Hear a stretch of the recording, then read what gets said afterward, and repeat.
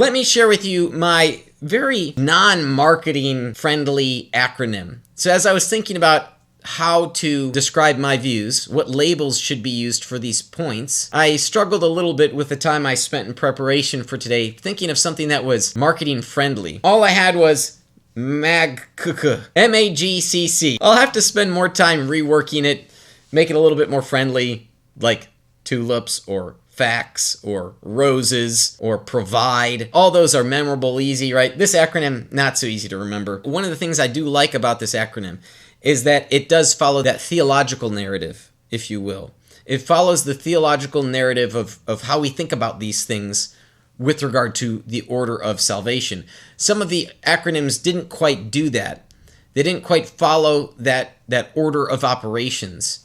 So I think that was a weakness to some of the acronyms. So my weakness is, even though I work in marketing, it's a marketing thing. So I'll try to go back to the table, spend a couple more hours maybe working on this, see if we can rephrase the ideas to make some friendly word that's memorable. I want to first start off where many of these acronyms start off, by talking about the fallenness of man. How fallen is man? That's the question that I think Protestants are asking themselves when they have these sorts of debates. I certainly agree that man is fallen. I am not persuaded that man is as fallen as, say, the Calvinists or classical Arminians believe. So while I'm in large agreement with even the majority of the subtenets of their various points about, say, total depravity, for example, I agree with a lot that's in there, but not everything, and not some critical features like how Calvinists would understand inability.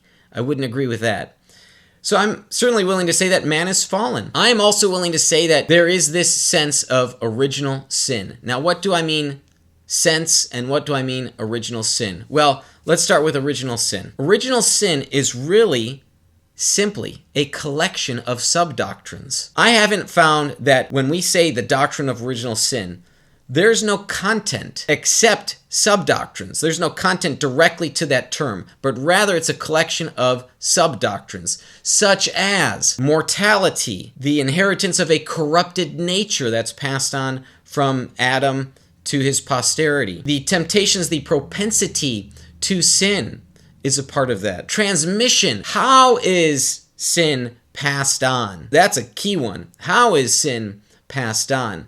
And is sin itself, as if it were some substance, is that passed on? Is sin a substance? Is evil the absence of good? Is it the thing that exists out there? These are part of even philosophical debates, not just theological debates. When I say that I affirm a sense of original sin, I agree that we have these sub-doctrines that are true and accurately reflect the natural state of mankind. The natural state of mankind being what every human being is born with or born into. That doesn't mean I'm tied to this idea that we inherit the very guilt of Adam. Perhaps we're guilty in some sense, but what type of sense? My own personal views is that I don't think we inherit the actual very guilt of Adam. I would reject that. As do some Arminians, as do Eastern Orthodox. They have what they call ancestral sin. Now, I'm not so persuaded that I want to avoid the term original sin altogether. I think strategically and in good conscience, there's discussions that can be had from working within the affirmation of original sin as a collection of sub-doctrines. I know that there are other YouTubers like Warren McGrew, Idol Killer. He comes out and says he rejects original sin, affirms ancestral sin. There are other people like that. I'm not willing to go so far.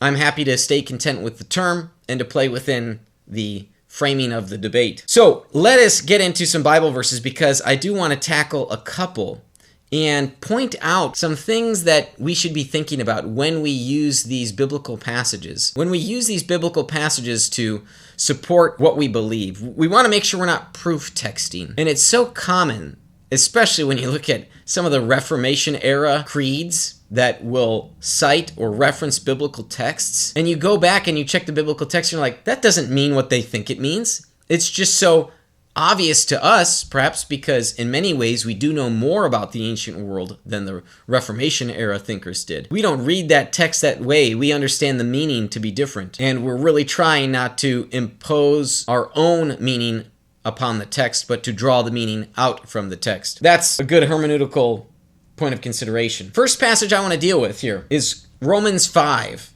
Romans 5 is a big one because it does talk about, well, I guess we'll just read through it and then I'll comment. I might find myself stopping and commenting as we're reading here. Romans 5 is this passage here, starting in verse 12. Therefore, just as sin came into the world through one man, and death through sin, and so death spread to all men because all sinned.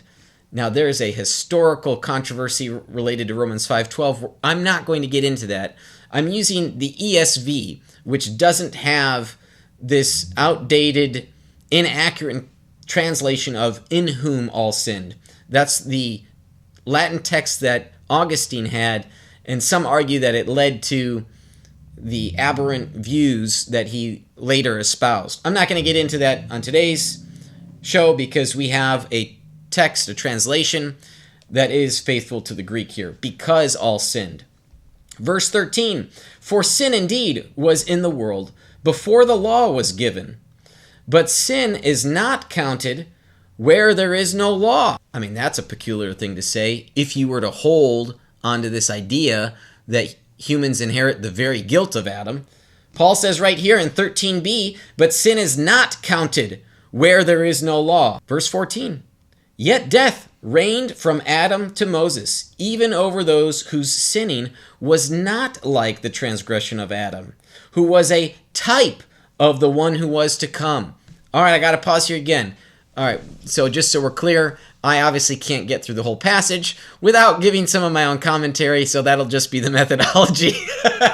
Moving forward, there are already things I want to talk about here. Yet death reigned from Adam to Moses. So it's clear to me, death is a consequence of the fall. It is a feature that we inherit from Adam's sin. I just want to be clear, as much as I love the Gallic monks, they are accused of being semi-Pelagians, and some people have the temptation to just say, you're a Pelagian. You see those accusations thrown around all the time, and just so we're clear, I'm not a Pelagian. I think humans do inherit the corrupted human nature. Automatically disqualifies me from being a Pelagian. But also here in verse 14, what we have here, two other things. So we've got three things to note out. The inheritance of death, that we inherit a human nature that dies. Secondly, there are those whose sinning was not like the transgression of Adam. It was different. So that's also just something to keep in your mind, demonstrating that humans sin differently, and it's a different type of sinning. Thirdly, here's a key one. When we want to understand Romans 5, Adam was a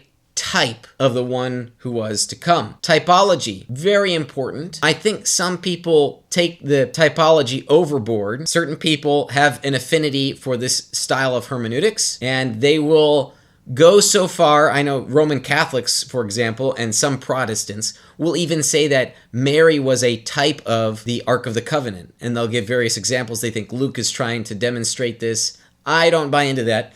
But here, quite explicitly, Paul is saying Adam is a type.